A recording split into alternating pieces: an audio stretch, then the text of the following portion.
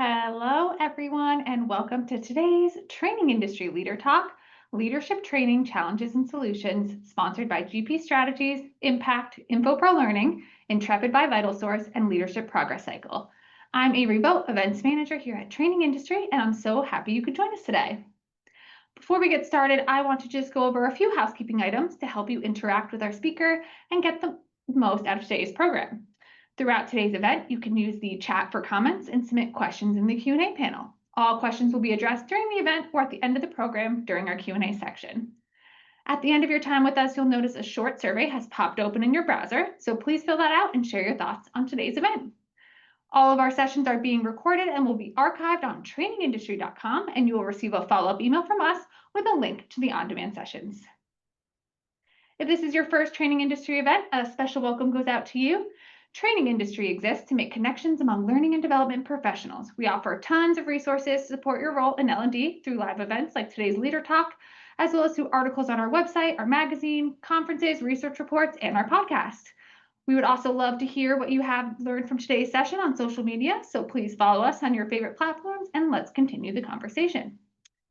And now, without further ado, it is my pleasure to introduce you to our speaker today, Sarah Osteen. Sarah is an award-winning senior consultant at Impact with over 25 years of experience in leadership development, executive coaching, and experiential program design.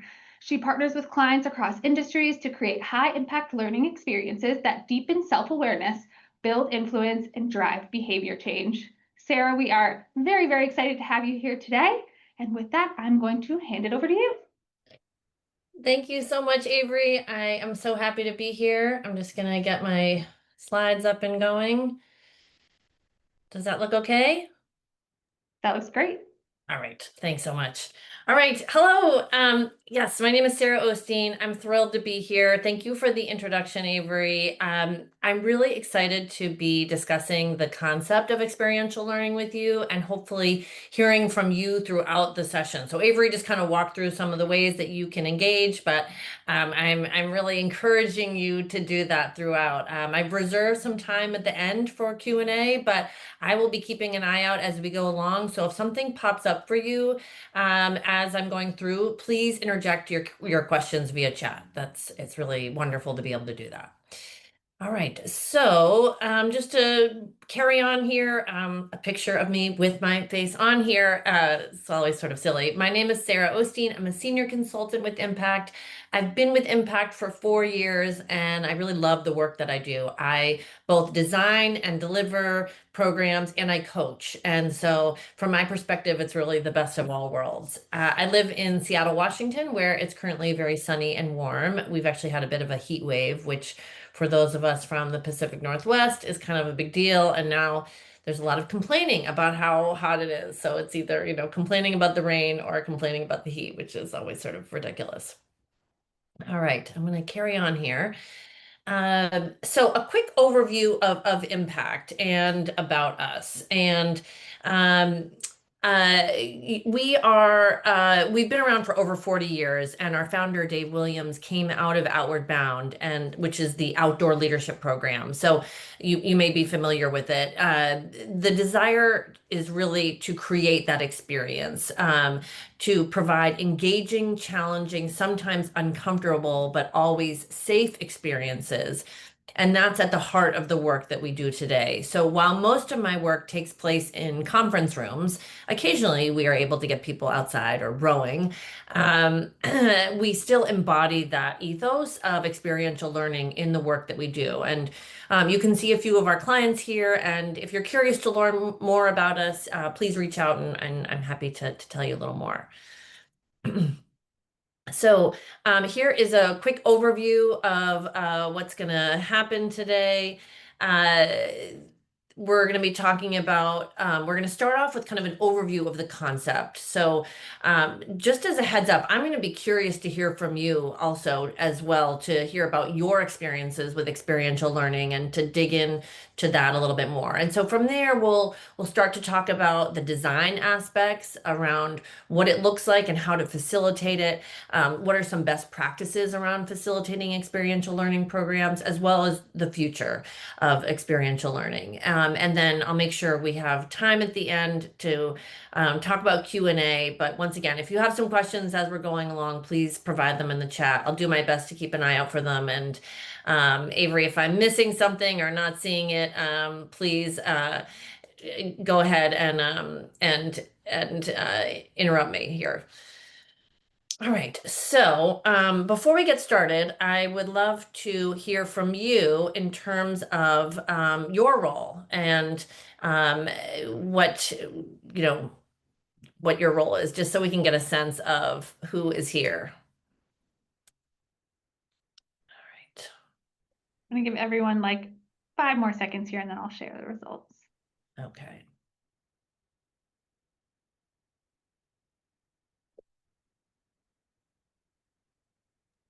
And here are the results. Great. All right. So not surprised that a large portion of you are learning and development leaders. It makes me feel like I am in good hands. I'm also thrilled that there's some HR folks, other consultants like me, and function leads. So I'm really glad to see that we have a broad spectrum of different perspectives. So I hope that you can kind of share your perspective around experiential learning, both from your personal as well as professional experience as we go along. So just to get a sense of maybe why you're here today, feel free to, choose all that apply. Maybe you're hoping to learn more about the concept. You're curious about, you want your programs feeling like you could engage people a little bit more. You want to hear some examples, maybe all of the above. Really no wrong way to answer this. We'll hopefully cover all of these, but it's kind of good to get kind of grounded and like, why are we here? All right, perfect. So looks like kind of a range with a little bit more around some ideas around how to increase engagement with learners. And that's great. We will certainly be talking about that. Perfect. All right. Thanks so much. I'm gonna just keep trucking along here because this time just kind of flies by. So let's move on to looking at some definitions around experiential learning, make sure that we're getting on the same page. And I'll share a little bit about what experiential learning means to us at Impact. But we know that lasting change in our world really starts with people, and we know that sustaining meaningful change is not really about process or structures or metrics. It's more about shifts in human behavior. So both individual and collectively, we know that people do things differently because they feel like they're having some success. Experiential learning is really the most powerful approach when it comes to achieving lasting behavior change. It's about learning how to learn and equipping the learner with a repeatable process for continuous improvement and ways to enable them to interpret situations as a learning opportunity. So, in particular, we know it's quite effective for learning change around attitudes and beliefs and values, which is just really challenging to do in any other environment. Also, learning that is transferable to different contexts and learning that is personally and organizationally transformative. So, experiential learning is a powerful approach because it is reflective in the meaning that change is not an event, but it's dynamic and ongoing process. And it's founded on the understanding that any real change is actually a story of multiple small little successes and failures, all in service of something that a person or a group of people wants to achieve. So each of these little successes and failures is an experiment and a chance to test and collaborate. And they are really potent learning opportunities. And when they're combined with some kind of, big blend of knowledge and skills, and direct encounters, as well as really deep reflection, they can lead to very transformational and lasting change. So just kind of trying to get, grounded in this concept. So here's what it means to us at Impact. We have our own approach to experiential learning, and this is what informs our selection of learning vehicles and methods and activities. And what really underpins our belief in the value of certain practices. And it's the philosophy that links together all the different elements of our programs. And this approach is really anchored in our model, which integrates the four ways in which learning can be pursued. So the first is around knowledge, and this is about theoretical knowledge that the learner acquires from external sources like books or podcasts or data. And it's knowledge that is externally codified or accepted rather than personal opinion. So we know that this is true, it's based on research, that type of thing. And then we think about skill. So this is the type of learning that's all about competence, and it happens through practice or repetition. And the skill is driven and imparted by another person in the role of the expert, not the learner's own sense making and inquiry process. So this is where, the facilitator might be sharing key information that is going to help them think differently or explore a concept differently. And then direct experience. So this mode is all about real world immersive experiences and encounters and actions and challenges. So in the context of impact, these experiences normally see groups of people working together rather than individuals sitting alone. And then finally, probably in my mind, one of the most important aspects of all of this is reflection. And this is the space in which the learner is going to process the content of the other modes. So reflection might take place collectively through dialogue, small groups, or peer feedback, or it might be individual through solo reflection time or journaling or going for a walk. So powerful reflection has to be intentional, and it might also be uncomfortable. And that's really something that we have to be okay with. I want to also acknowledge that this is not like a one-time event, that knowledge, skills, direct experience, and reflection all need to continue to happen as part of a cycle. So, I'd like to take a moment and hear from you and have you kind of share your first exposure to experiential learning. This might have looked like trying out a new skill at school or getting thrown into a new situation and having to learn from it while you're thinking about it. So while you're kind of coming up with your story, and I'd love it if you could share it via chat. I'll share a quick story about one of my first experiences with experiential learning. Sort of wonder how many times we can say experience during this webinar. So about 15 years ago, I went to Amsterdam and I had the opportunity to go to the Anne Frank Museum. I'm sure many of you have been there before as well. And I wandered through that house where she had lived, and I felt all of the emotions from grief to sadness to hope and back to grief again.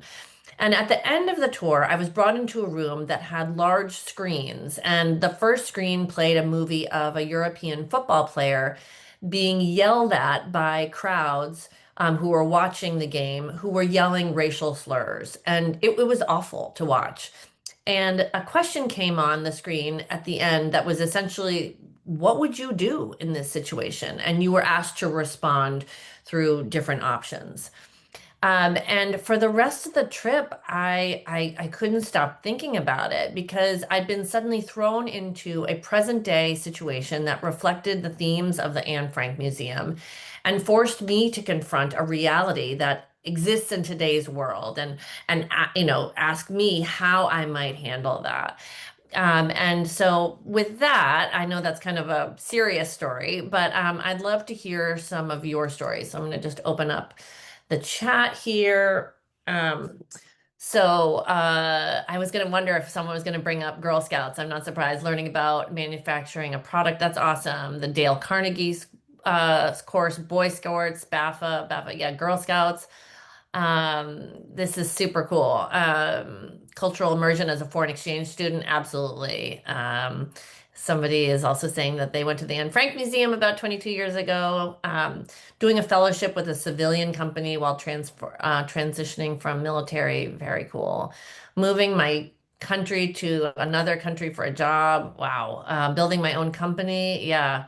Also, BAFA. Yeah. So cool. Boy boys state program that allowed me as a 17-year-old to experience the governmental process from city to state government. I had 5 days in Austin, Texas, and was elected as a senator and proposed a bill that eventually was not passed. Oh my God, so cool. And I'm sorry your bill was not passed. So going with my mother to real estate showings, yeah. So getting that firsthand experience. My first years as a teacher, Indigenous awareness programs using the blanket approach as an elder. Oh my God, this is so cool. Thank you for sharing all these things. Also practices within situational leadership, absolutely. So that's a great example of an experiential program. Becoming a CPTM, Children's Museum, learning to ice skate. Yes, I am a hockey player, so and my son is as well, so I know the pain of learning to skate.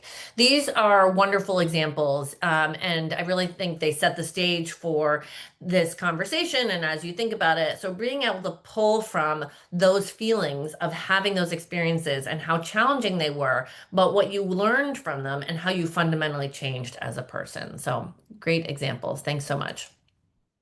All right, so I'd like to move on into a discussion around the value of experiential learning and what we know about it. So here's what we know about how it works. So it accelerates learning through powerful, challenging, and consequential experiences. And we know that it's participant led. So putting the learner at the center of learning, the learner has the opportunity to try out new skills or practice and fail and ask questions and share perspectives and try again. At Impact, we often do this through custom role plays where the participant may have practiced one aspect of the role play the day before, and then they also attend some role plays where they are given the role right as they are walking into the conversation and they have very little time to prepare. And after the conversation, for example, it might be between a manager and a direct report giving feedback. The group gives feedback to one another on how they manage through the conversation. And so that's a great example of a participant-led experiential opportunity. Also, I think it's really important to say that these types of exercises need to be psychologically safe, and the learning environment has to be set up as experimentation and practice. It's also emotionally engaging. It's fun and memorable. It is very different than having people sit in a training session where they're just listening and not engaging. We also know that it bridges that gap between theory and practice. So the power of experiential learning is that it caters to learners who need to just try out a new skill and learn it versus just reading or listening to a new concept. Also, it produces changes in behavior and mindset that emerge from really deeper levels of self-awareness and personal commitment to development. Um, it also increases engagement levels by accommodating different learning styles, which I think is really important because there's just no way that in one interaction or one leadership development program you can meet everybody or meet everybody by serving it up in just one way. And experiential learning is one way of providing different types. It also develops the capacity for learning and provides a methodology for continuous personal improvement, which I think is really important. So, what do we know here? So, why is it so important right now? And a couple thoughts on this. Some of this I just shared as well, but it really creates safe spaces for learners to practice and to fail fast. The reality is people need to upskill quite quickly right now. And this is a rapid way of allowing people to try out that new skill, find out what works and what doesn't work quite quickly. We also know that, it's just increases that learning agility where people can adapt and unlearn and relearn in a changing context and in a way that's often quite ambiguous. So that might look like simulations or role plays, as I had mentioned, or real world sort of stretch assignments where they might be grappling with a strategy, developing a new strategy internally for the organization and having to work with different people in different environments. So There's really no script, and this mirrors the reality of constant change. So participants practice flexing in the unknown as a really essential muscle for agility. So in experiential activities, feedback is immediate and often peer driven. So that might be debriefs or observations or video playback. And these fast feedback loops accelerate self-awareness and adjustment. And they keep learning as, people need to be agile and thrive on that feedback because they know how to use it to pivot behaviors really quickly. So experiential learning creates psychologically safe spaces, allows you to test approaches, make mistakes, and try again. And this kind of low stakes, high learning environment helps participants to build resilience and risk tolerance and be okay with failing, knowing that this is all in the effort to learn. So I think resilience and risk tolerance are really two critical ingredients for agility when we look at real world conditions where there are high stakes and the world is uncertain.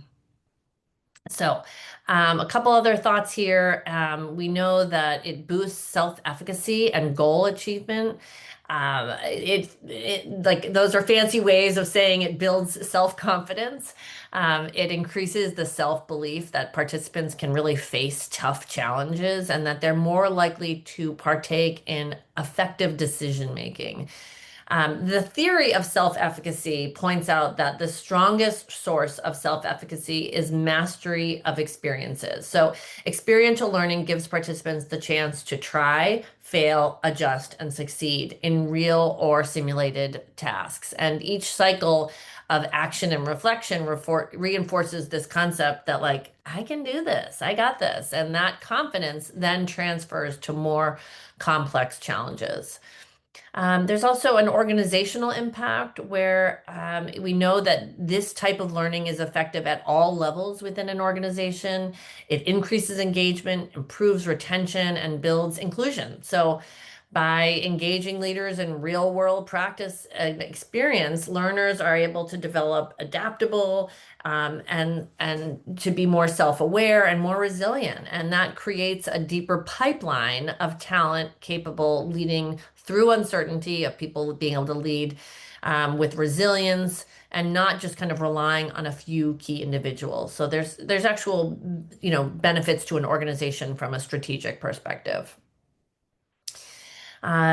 So last kind of a few thoughts here that it's very human centered. So it invites people into discomfort and to be, they are psychologically safe places for people to step outside of their comfort zone. And instead of beginning with theory or abstract models, experiential learning begins with what the individual already knows and already feels and does.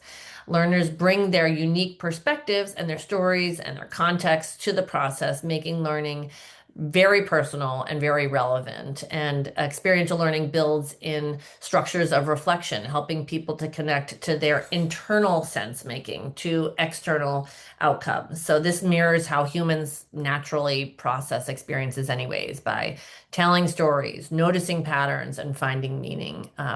And we also know that it builds empathy and connection. I think anybody who has facilitated an experiential learning activity can feel that in the group, that there is a level of connection that is developed quite quickly, and people are more likely to demonstrate empathy towards one another.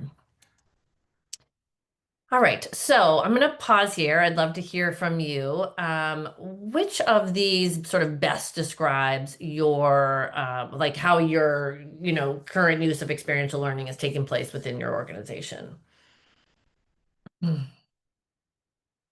And there's once again no right or wrong here, but just kind of curious as to what it looks like for you.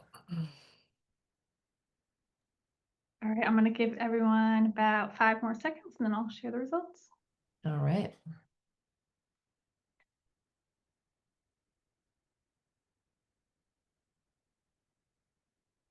Great. All right, so kind of across the board, but looks like the majority uses it sometimes, but it's more occasional for specific programs or audiences. And that makes a lot of sense. I think there's often a perception that it can be time consuming or complex, or do you have enough resources to do it? And what does that look like? So thanks for sharing that. I think we will continue to sort of keep that in mind as we're going through here. So I'd love to move on to a conversation around how you use it. And I think the best way of doing that perhaps is to allow you to experience it. So we are limited in that I can't see your faces, we can't talk live. But here is a sort of a tiny snippet of the feeling of an experiential learning program. So you are leading, I'm going to just ask you to read through this and I'm going to ask you some questions as we go through this. So you are leading a team and a major deliverable is due tomorrow. And you've just received a message from one team member saying they can't finish their part due to a personal emergency. Your manager is expecting this work first thing in the morning. You have 5 minutes before your next meeting. So I'm just going to allow you to absorb this for a moment. And I'm curious, as you read through this, what is your first reaction? Go ahead and share on top. I feel the discomfort. Thanks, Lee. Moment of panic that I'll have to do her job. Better get to work. Yeah, I'm with you, Jessica. I'm like, eh. What can we do as a team to cover this? So kind of starting to think more strategically. Yeah. What happened? What do we do next? Yeah, sort of some curiosity, reevaluating the need for my next meeting, pulling a team together to see if it can be delegated to somebody else. I think about who needs to be engaged in this solution. Yeah, so I see some of these comments are like, yeah, what's next? So let's move to that. So what do you do next? I'm seeing we need to get some help. How important is my next meeting? Yeah, so what's your next move? Once again, no right or wrong here. I'm just curious. Call a team meeting. Maybe there's an emergency team meeting to join efforts to finish it. Identify options, engage the team. Yeah, figure out what's negotiable. Maybe take a minute and breathe. Think about my options. Try to understand where the work for that person is at. Yeah, panic and set fire to the whole thing. Thank you. Um, collect what she has completed. Yeah, so it's sort of like what's happened so far. Ask the employee for a quick 2-minute update and then do the work myself. Yeah, these are great. I wish you all were with me in moments of panic. Investigate how far along she is. Use AI to do her job. Nice, good point. Send a message and hope she's okay. Well, thank you for saying that. I think that maybe got lost in here. See who has bandwidth. Take the progress they have made and do what you can as a team, but let the leader know ahead of the meeting that there are some issues and see if they want to take what we have or postpone the meeting until all data available. So kind of really being thoughtful about this. All right, this is really helpful. Thanks. So a couple more questions. So what's at risk here? What's at risk?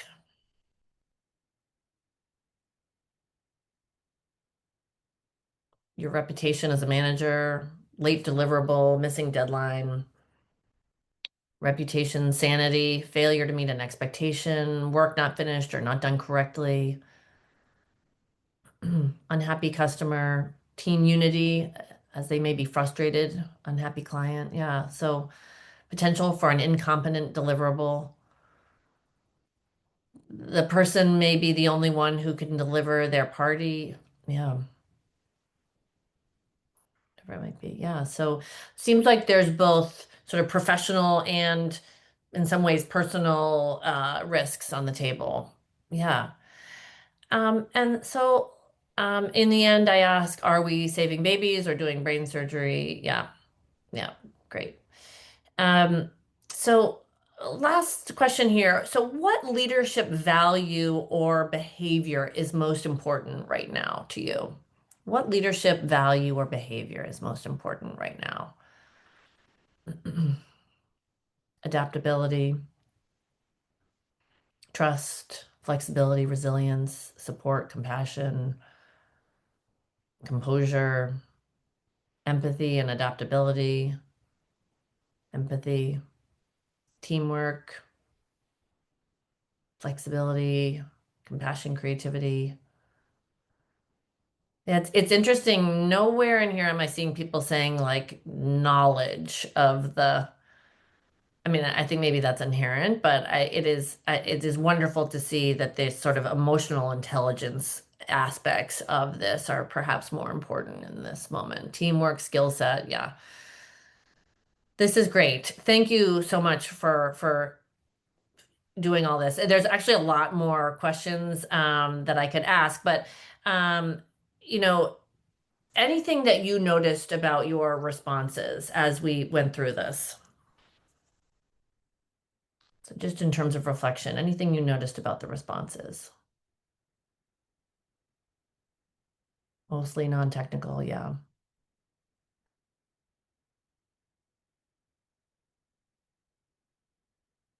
They were all focused on myself. Interesting.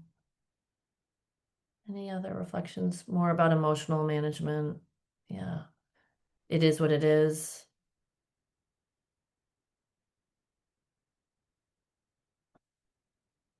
Yeah. This is great. So I think there's, probably a lot more reflection that you'll have over the course of the day today, but just in terms of, stepping back and looking at this as an activity, this is a tiny little activity that leverages the immediacy of the chat for rapid engagement, and it invites kind of real-time reflection, and it doesn't require cameras or breakout rooms, and it kind of builds some shared insight from a range of perspectives, even in silence. So, just to dig in a little deeper here, experiential learning is used in leadership development in an organizational context in many ways, including leadership simulations, complex action learning projects, peer consulting, role plays, real-time behavior feedback, and also in sort of like a small, way like this, where we're leveraging the chat feature. All right, I'm conscious of time here, so I'm gonna keep moving along. So I want to just pose this question about your belief around experiential learning, and this is, I think, the last poll that we have. But what's your take on this? And maybe I don't have the best option for you. You can put that in the chat.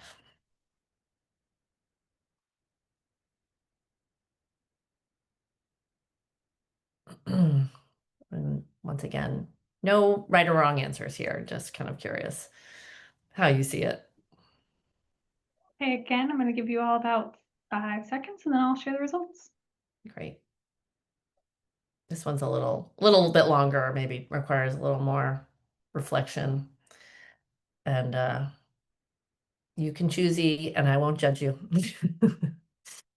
I get it. All right. So yeah, that's great. Um, yeah, all of these are valid points. And I think it's great to just kind of hold the mirror up to ourselves and say, here's how I'm thinking about it. That's awesome. So thanks for sharing that. All right, so I just want to take a minute and talk about the future of experiential learning. Some of you may have, more ideas around it, but here's a little bit of what I'm seeing right now. And none of this is going to surprise you, but I think that there's certainly a lot of digital and immersion and kind of blended experiences, um, VR, AR simulations, AI-driven role plays and interactive scenarios, as well as virtual and in person, which allow for even more scalability. So experiential practices can certainly take place in a virtual environment as well. And I think that that's just a point that we're seeing that there's just more.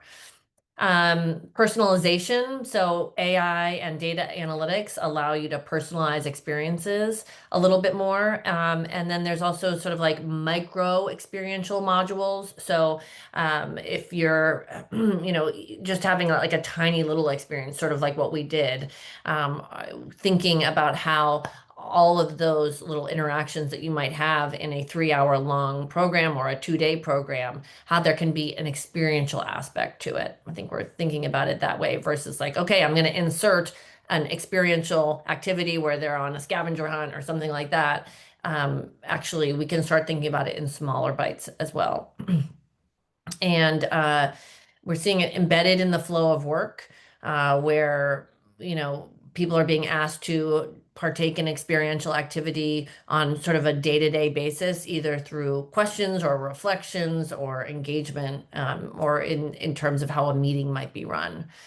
And then there's sort of a continued focus on human-centered skills. So as automation rises, experiential learning will continue to focus on empathy and collaboration and systems thinking and adaptive leadership in ways that fundamentally AI just can't. Um, and as also community-based and social learning, so learning in peer groups and cross-functional teams. So, the more we see of reflection and storytelling, the more that can be integrated into different types of community-based learning. I'd be curious if the others have other ideas around the future of learning as well. Please go ahead and share those in the chat as well. And then finally, I just wanted to share the leadership playbook with you. This is an overview of kind of the last 45 years of our experience and how we are tackling experiential learning and what that looks like in real time. So please go ahead and scan that QR code, and that's a quick way of learning kind of more about how we're tackling it and the types of programs and activities that we offer around this. So with that, I'd like to make sure that I pause and take time for some questions. And I'm just going to pull up the chat. And I know uh, that people are kind of thinking about that. And I've gotten a couple through private chat as well. Let me just pull those up.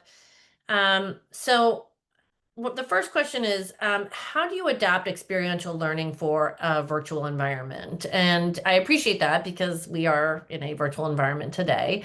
And so you got to experience like a small one. But one of the best ways that we've seen this work is actually through role plays, because you can use breakout rooms so effectively that people can move between role plays quite quickly. It requires obviously having a fair amount of technical support in order to set it up properly.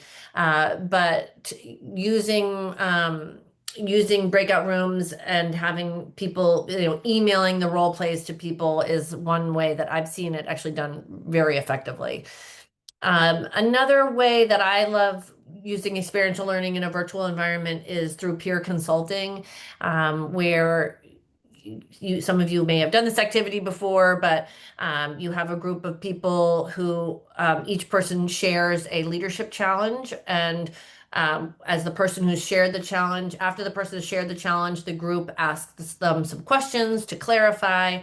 And then the individual who shared the challenge turns their camera off, and the remaining members of the group talk about that specific challenge and generate some ideas for them.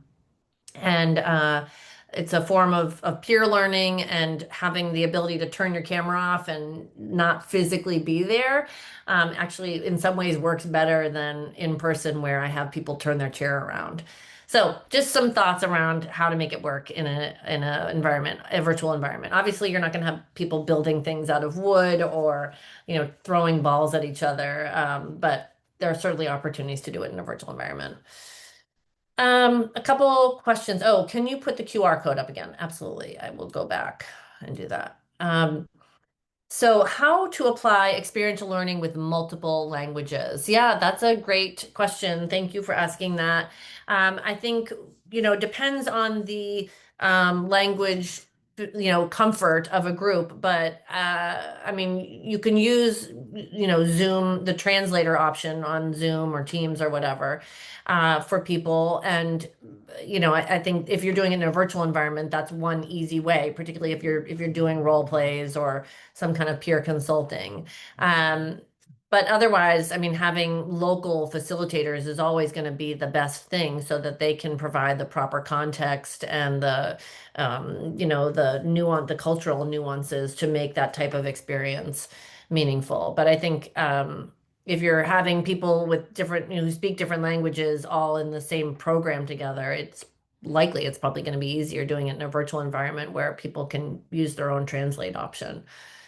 Um, what would be your recommendation for digital immersion slash a blended experience? So I think there's a couple different ways of thinking about that. Oftentimes in our programs, we have a face-to-face component, and then after that, let's say 2-day experience, participants are then then have that there's a month in between, and we have a virtual session during that time to provide people with the opportunity to come back together, continue practicing, continue reflecting, and giving each other feedback. So that would be kind of one way that we would tackle a blended experience with both in person and virtual. From a digital immersion perspective, I think that might look like leveraging different platforms. Actually, our playbook shares a little bit about how we do that on our platform, AIR. But that would mean giving people the chance to kind of explore in a digital environment where they might be meeting characters or having the opportunity to practice a certain skill set, giving feedback to somebody or kind of reflecting on what they might do in a certain situation and what types of options they might take, and they can do that in a digital environment on their own. A couple other questions that have come up. How do you ensure activities are relevant for senior executives versus early career leaders? I think this is a great question because I think oftentimes people think of experiential learning as something that's really only relevant for no, younger people or for newer leaders. And I think that the reality is experiential learning works for leaders at all levels. For senior leaders, it might look more like they are coming together and grappling real time around a strategy. And while they are in the midst of, let's say, a 90-minute long conversation around a specific strategy for the organization, we're actually observing them having that strategy conversation and coding all of the statements that they've made and evaluating them around certain elements around communication, and then providing that data to the participants afterwards and having some reflection and dialogue around not only what was discussed in that situation, but how they were going about it. So that might be an example of how like a more senior leader group might partake in an experiential learning activity. But that said, senior leader role plays are a wonderful activity for senior leaders. Also different types of installations where people are having conversations or pretending that they're in a press conference. And there's a lot of different ways we tackle that. And all of that goes for newer leaders as well. But I think it's really kind of trying to figure out what the learning objectives are.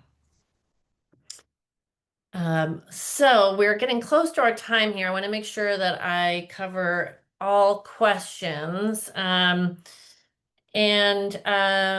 I think the last thing I'll say, question that's come up here that I'll just chime in around is what skills do facilitators need to debrief effectively after an activity? And I would say the key skill is to ask really good questions and to refrain from, telling and from sharing what they think is the answer, and from really letting people sit in the discomfort and allow for some levels of silence. And oftentimes it's more effective to do that in small groups rather than in a large group or in plenary. Having some of those opportunities in a safe way, either in pairs or in trios, to reflect on an activity, debrief, and then maybe share some of those outcomes to the larger group. But the key is mainly really just to be able to ask those good questions and to hold back on what was really observed as much as possible. All right. Well, thank you so much. So Avery, I'm going to turn it over to you. Awesome. Thank you so much, Sarah, for your time. I did want to mention some people were having some issues accessing the playbook from the QR code, but we'll make sure we'll touch base after this and we'll make sure everybody gets the working link for that afterwards. Awesome. But yeah, thank you again for your time, Sarah, today. This is a really wonderful session. I loved seeing all the engagement in the chat. It's been really wonderful. So thank you for your time. And everybody, we will be taking about a 15-minute break. Up next, we have Dan Russ joining us from InfoPro Learning for their session, Leading a Workforce That's Restless, Resistant, and Rewired. So in just a moment, I will end this session and you can join our next session by returning to the event lobby and going to the session tab. Thanks again for your time today, and we'll see you soon. Thank you.